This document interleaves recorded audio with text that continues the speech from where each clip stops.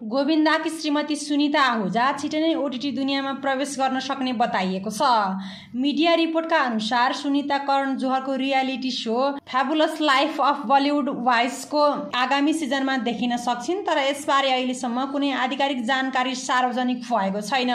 Free press जर्नलका अनुसार सुनिता आहुजाको बढ्दो लोकप्रियताका कारण उनलाई द फ्याबुलस हाउसवाइफ्सको आगामी सिजनको हिस्सा बनाएको इन्डस्ट्री स्रोतले बताएको छ।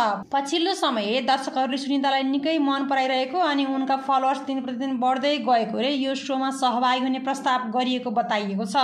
केही दिन अघि मात्रै गोविन्दा र सुनिताले सम्बन्ध विच्छेद गर्न लागेको खबर बाहिरिएको थियो। मिडिया रिपोर्टका अनुसार गोविन्दाको 30 वर्षीय मराठी अभिनेत्रीसँग अफेयर चलिरहेको र यही कारण सुनिताले गोविन्दासँगको 37 वर्षदेखिको वैवाहिक सम्बन्ध अन्त्य गर्न खोजेकी थिइन्। 6 महिना अघि नै सुनिताले सम्बन्ध विच्छेदको लागि याचिका दायर गरेको गोविन्दा र सुनिताको एक वकिलले भनेका थिए, तर दुवै बीचको मतभेद सुल्झिएकाले अब सम्बन्ध विच्छेद नहुने पनि बताइएको छ। सुनिताले केही समय अघि हिन्दी रसलाई दिएको एक अन्तर्वार्तामा आफू र गोविन्दा विगत 12 वर्षदेखि छुट्टा छुट्टै बस्दै आएको बताएकी थिइन्।